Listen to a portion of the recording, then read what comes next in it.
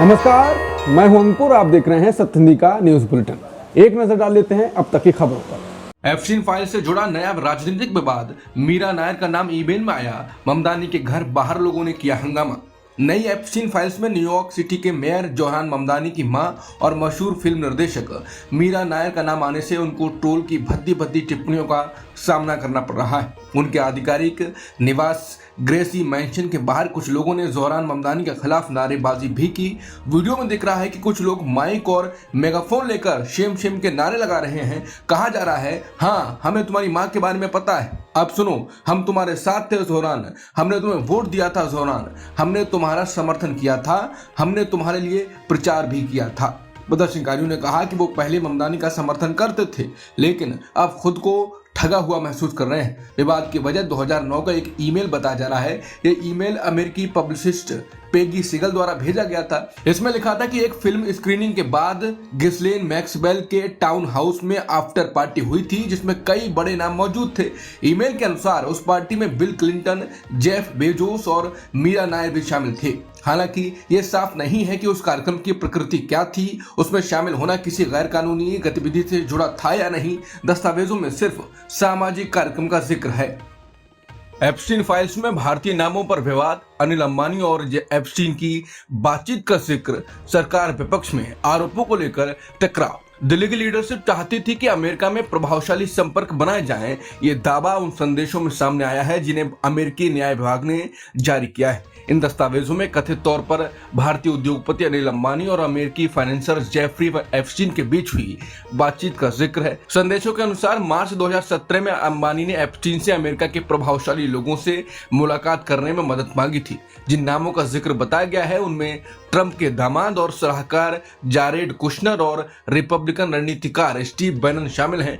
बताया जा रहा है कि ये मुलाकातें जून 2017 में प्रधानमंत्री मोदी की संभावित अमेरिकी यात्रा से पहले माहौल तैयार करने के उद्देश्य से मांगी गई थी। हालांकि इन दावों की स्वतंत्र रूप से पुष्टि नहीं हुई है। भारत सरकार की ओर से पहले एप्स्टीन के कुछ अन्य दावों को खारिज किया जा चुका है और उन्हें दोषी अपराधी की बेबुनियाद बातें कहा गया है। बता दें, ताजा खुलासों पर आधिकारिक प्रतिक्रिया सामने नहीं आई है। इस मुद्दे पर सियासत भी तेज हो गई है। विपक्षी दलों ने सवाल उठाए हैं जबकि बीजेपी ने ऐसे दावों को सरकार से जोड़ने से इनकार किया है। कांग्रेस महासचिव केसी वेणुगोपाल ने कहा है ये खुलासे चिंताजनक हैं और प्रधानमंत्री को इस पर स्पष्ट जवाब देना चाहिए। एप्स्टीन फाइल्स जारी। ब्रिटेन के नेता ने दिया इस्तीफा। पीटर मेंडेलसन ने कही लेबर पार्टी को बचाने की बात। यौन अपराधी जेफरी एप्स्टीन से जुड़ी नई फाइलें सामने आने के बाद ब्रिटेन की लेबर पार्टी के नेता पीटर मेंडेलसन ने पार्टी से इस्तीफा दे दिया है। अपने पत्र में उन्होंने कहा कि वो पार्टी की ओर शर्मिंदा नहीं करना चाहते। अमेरिकी न्याय विभाग द्वारा जारी दस्तावेजों में दावा किया गया है कि एप्स्टीन ने साल 2003 और 2004 में मेंडेलसन को 3 किश्तों में $75,000 का भुगतान किया था। मेंडेलसन पहले ही एप्स्टीन से संबंधों के कारण अमेरिका में राजदूत पद से हटाए जा चुके हैं। उन्होंने कहा कि उन्हें आरोपों की जांच करनी होगी और इस दौरान पार्टी को नुकसान नहीं पहुंचाना चाहते हैं। साथ ही उन्होंने पीड़ित महिलाओं और लड़कियों से माफी भी मांगी है। राहुल ने उत्तराखंड के दीपक को बताया देश का हीरो। बोले वो नफरत के बाजार में मोहब्बत की दुकान का प्रतीक है। राहुल बोले हम तुम्हारे साथ हैं भाई, तुम बब्बर शेर हो। दीपक कुमार के खिलाफ भी हो चुकी है एफआईआर। उत्तराखंड की घटना पर राहुल गांधी ने दीपक को भारत का हीरो बताया। राहुल गांधी ने कहा कि दीपक संविधान और इंसानियत के लिए लड़ रहे हैं, उस संविधान के लिए जिसे बीजेपी और संघ परिवार रोज रौंदने की कोशिश कर रहे हैं। वो नफरत के बाजार में मोहब्बत की दुकान का जीवित प्रतीक है और यही बात सत्ता को सबसे ज्यादा चुभती है। संघ परिवार जानबूझकर देश में आर्थिक और सामाजिक जहर घोल रहा है ताकि भारत बटा रहे और कुछ लोग डर के सहारे राज करते रहें। उत्तराखंड की बीजेपी सरकार खुलेआम उन असामाजिक ताकतों को साथ दे रही है जो आम नागरिकों को डराने और परेशान करने में लगी हैं। नफरत, डर और अराजकता के माहौल में कोई भी देश आगे नहीं बढ़ सकता। शांति के बिना विकास सिर्फ एक जुमला है। हमें और दीपकों की जरूरत है जो झुके नहीं, जो डरे नहीं और जो पूरी ताकत से संविधान के साथ खड़े रहें। राहुल ने दीपक को लेकर कहा कि हम तुम्हारे साथ हैं भाई, डरो मत, तुम बब्बर शेर हो। बता दें, दीपक कुमार के खिलाफ भी एफआईआर हो चुकी है। उनके खिलाफ अपमानजनक भाषा का इस्तेमाल करने और हिंसा की धमकी देने का आरोप लगाया गया है। रोजगार गारंटी पर विशेषज्ञों की बड़ी चेतावनी, कागज पर बढ़ा बजट, जमीन पर चिंताएं क्यों बढ़ी, गांव में काम की गारंटी पर संकट। केंद्र सरकार ने ग्रामीण रोजगार योजनाओं के बजट में इजाफा किया, लेकिन विशेषज्ञों ने गंभीर चेतावनी दी है। दरअसल केंद्र सरकार ने नए कानून वीबीजी रामजी एक्ट के तहत करीब 95,000 करोड़ और मनरेगा के लिए 30,000 करोड़ का प्रावधान किया है। सरकार इसे ग्रामीण भारत के लिए ऐतिहासिक कदम बता रही है, लेकिन विशेषज्ञ गंभीर चेतावनी देते हुए कह रहे हैं कि कागज पर बड़ा दिख रहा बजट जमीन पर काम और मजदूरी की गारंटी देने के लिए पर्याप्त नहीं है। सामाजिक शोध संस्था से जुड़े विशेषज्ञों का अनुमान है कि देश में करीब 8 करोड़ 65 लाख सक्रिय जॉब कार्ड धारक हैं। अगर सरकार सच में हर रजिस्टर्ड ग्रामीण परिवार को 125 दिन का रोजगार देना चाहती है तो खर्च कहीं ज्यादा होगा। गणना के मुताबिक औसतन 355 रुपए रोज की मजदूरी के हिसाब से कुल खर्च 3.8 लाख करोड़ रुपए तक जा सकता है। इसमें केंद्र सरकार की हिस्सेदारी ही 2.3 लाख करोड़ के आसपास होनी चाहिए। यानी मौजूदा बजट और वादे के बीच बहुत बड़ा अंतर है। एक्सपर्ट्स का साफ कहना है कि घोषणा बड़ी है लेकिन संसाधन छोटे हैं। मनरेगा के लिए रखे गए 30,000 करोड़ को लेकर भी सवाल उठ रहे हैं। जानकारों का कहना है ये रकम अगले साल के काम के बजाय पिछले साल के बकाया और चल रहे खर्च में ही खत्म हो सकती है। ऐसे में नए काम की शुरुआत धीमी पड़ सकती है। एक और बड़ी चिंता यह है कि नया कानून अभी लागू नहीं हुआ है। लागू होने के बाद भी राज्यों को इसे शुरू करने में 6 महीने लग सकते हैं। विशेषज्ञों का कहना है इस दौरान नीतिगत भ्रम, फंडिंग में देरी और राज्यों में अतिरिक्त बोझ जैसी समस्याएं सामने आ सकती हैं। मनरेगा के संस्थापकों में से एक माने जाने वाले जानकारों ने चेतावनी दी है कि अगर केंद्र ने पर्याप्त धन नहीं दिया और राज्यों पर ज्यादा बोझ डाल दिया तो योजना कागज पर तो बड़ी दिखेगी, लेकिन गांव में लोगों को समय पर काम नहीं मिल पाएगा।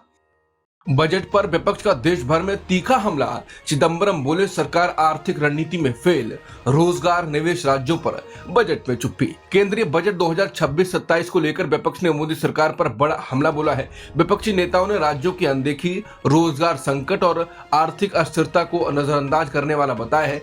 पूर्व वित्त मंत्री और कांग्रेस के वरिष्ठ नेता पी चिदंबरम ने कहा यह बजट आर्थिक रणनीति और दूरदर्शिता की कसौटी पर फेल है। उन्होंने सवाल उठाया कि क्या वित्त मंत्री ने आर्थिक सर्वेक्षण 2025-26 पढ़ा भी था, क्योंकि बजट में उसकी सिफारिशों का असर नहीं दिखता है। उनके मुताबिक सरकार ने ठोस योजनाओं की जगह सिर्फ नए नाम और योजनाओं की भरमार कर दी है। चिदंबरम ने कहा कि बजट में देश के सामने खड़ी बड़ी आर्थिक चुनौतियों पर ध्यान नहीं दिया गया है। इनमें अमेरिका के टैरिफ का असर, चीन के साथ बढ़ता व्यापार घाटा, निजी क्षेत्र का निवेश नहीं करना, कम पूंजी निवेश और एमएसएमई सेक्टर की परेशानियां शामिल हैं। उन्होंने कहा कि रोजगार की स्थिति भी चिंताजनक है, लेकिन बजट में इसका कोई स्पष्ट रोड मैप नहीं दिखा। उन्होंने वित्तीय प्रबंधन पर भी सवाल उठाए। उनके अनुसार 2025-26 में सरकार की आय 78,086 करोड़ कम रही, जबकि कुल खर्च भी 1,05,03 करोड़ कम किया गया। उन्होंने कहा कि पूंजीगत खर्च और योजनाओं में कटौती की गई है।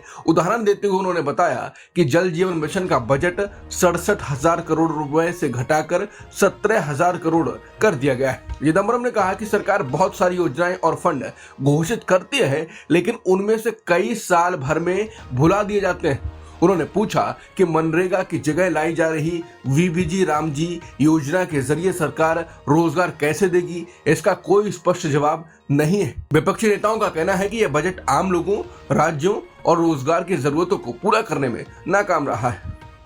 ट्रंप बोले भारत फिर खरीदेगा वेनेजुएला का तेल, रूस तेल दबाव के बीच नया संकेत। अमेरिका के राष्ट्रपति ट्रंप ने दावा किया है कि भारत वेनेजुएला से तेल खरीद दोबारा शुरू करेगा। उन्होंने कहा यह कदम रूस से तेल खरीद में कमी लाने के संदर्भ में देखा जा रहा है और इससे अमेरिका भारत संबंधों में सुधार झलकता है। रिपोर्ट के मुताबिक ट्रंप ने एयरफोर्स 1 में पत्रकारों से बातचीत के दौरान कहा डील का कॉन्सेप्ट तैयार हो चुका है। बता दें, इससे पहले अमेरिका भारत पर रूसी तेल खरीद कम करने के लिए दबाव डालता रहा है। भारत ने पहले भी अंतर्राष्ट्रीय प्रतिबंधों के कारण ईरान और वेनेजुएला से तेल आयात रोका था। बाद में भारत ने सस्ता रूसी तेल खरीदना बढ़ाया, खासकर यूक्रेन युद्ध के बाद जब पश्चिमी देशों ने रूस पर प्रतिबंध लगाए। मणिपुर में सरकार बनाने की हलचल तेज, दिल्ली पहुंचे विधायक केंद्रीय नेतृत्व से मिलेंगे। मणिपुर में लंबे समय से जारी राजनीतिक अनिश्चितता के बीच अब सरकार गठन की कोशिशें तेज हो गई हैं। बीजेपी और उसके सहयोगी दलों के कई विधायक दिल्ली पहुंचे हैं। उनका मकसद केंद्रीय नेतृत्व से मिलकर नई सरकार बनाने का रास्ता साफ करना है। सूत्रों के अनुसार विधायक चाहते हैं कि राज्य में जल्द लोकप्रिय सरकार बने, लेकिन सबसे बड़ा सवाल अभी भी यही है कि अगला मुख्यमंत्री कौन होगा। इस पर नेता खुलकर कुछ नहीं कह रहे हैं। हेमंता बिस्वा शर्मा का मियां समुदाय पर विवादित बयान, बोले असम में शांति से नहीं रहने देंगे। AIMPLB ने बयान को बताया मुस्लिम विरोधी। असम के मुख्यमंत्री हेमंता बिस्वा शर्मा ने रविवार को मियां समुदाय को लेकर फिर विवादित बयान दिया। उन्होंने कहा कि जब तक वो सत्ता में है तब तक मियां लोगों को परेशानी का सामना करना पड़ेगा। शर्मा का कहना है ये लोग अवैध बांग्लादेशी हैं और इन्हें असम में काम करने की अनुमति नहीं दी जानी चाहिए। उन्होंने कहा कि अगर इनके लिए मुश्किलें पैदा होंगी तभी ये राज्य छोड़ेंगे। मुख्यमंत्री ने यह भी आरोप लगाया कि ये लोग शत्रुओं की जमीन पर कब्जा कर रहे हैं और लव जिहाद जैसी गतिविधियों में शामिल हैं। इस बयान पर all India Muslim personal law board ने कड़ी आपत्ति जताई और इसे मुस्लिम विरोधी और समाज को बांटने वाला बताया। T20 वर्ल्ड कप में भारत पाक मैच पर रोक, सलमान आगा बोले फैसला खिलाड़ियों का नहीं, सरकार के आदेश पर नहीं खेलेगा पाकिस्तान। पाकिस्तानी क्रिकेट टीम के कप्तान सलमान आगा ने साफ किया है कि T20 वर्ल्ड कप में भारत के खिलाफ मैच नहीं खेलने का फैसला खिलाड़ियों का नहीं है। पाकिस्तान क्रिकेट बोर्ड ने घोषणा की है कि उसकी टीम 15 फरवरी को भारत के खिलाफ होने वाला मैच नहीं खेलेगी। भारत और श्रीलंका में 7 फरवरी से ICC T20 वर्ल्ड कप शुरू हो रहा है। पाकिस्तान सरकार ने सोशल मीडिया प्लेटफॉर्म X पर कहा कि टीम को टूर्नामेंट में खेलने की मंजूरी दी गई है, लेकिन भारत के खिलाफ मैच में वो मैदान में नहीं उतरेगी। लाहौर में प्रेस कॉन्फ्रेंस के दौरान सलमान आगा ने कहा कि उन्हें सरकार और बोर्ड के निर्देश मान्य होंगे और वही फैसला लागू होगा। बलूचिस्तान हमलों पर भारत का पाकिस्तान को करारा जवाब, भारत बोला आरोप बेबुनियाद और ध्यान भटकाने की कोशिश। बलूचिस्तान में हुए हालिया हमलों को लेकर पाकिस्तान के आरोपों को भारत ने सिरे से खारिज कर दिया है। विदेश मंत्रालय ने कहा है कि पाकिस्तान के आरोप बेबुनियाद हैं और ये अपनी अंदरूनी नाकामियों से ध्यान हटाने की कोशिश है। भारत ने पाकिस्तान को सलाह दी कि वो बलूचिस्तान के लोगों की लंबे समय से चली आ रही मांगों पर ध्यान दे और मानवाधिकार उल्लंघन बंद करे। उधर बलूचिस्तान में हमलों में कम से कम 33 लोगों की मौत हुई है। हमलावर आम नागरिकों की वेशभूषा में अस्पतालों, स्कूलों और बाजारों में घुसे और अंधाधुंध फायरिंग की। पाकिस्तानी सेना ने अलगाववादियों के खिलाफ बड़े पैमाने पर कार्रवाई की है। बलूच लिबरेशन आर्मी ने हमलों की जिम्मेदारी ली है। अब तक की खबरों में इतना ही। बाकी खबरों के लिए बने रहिए सत्य हिंदी के साथ।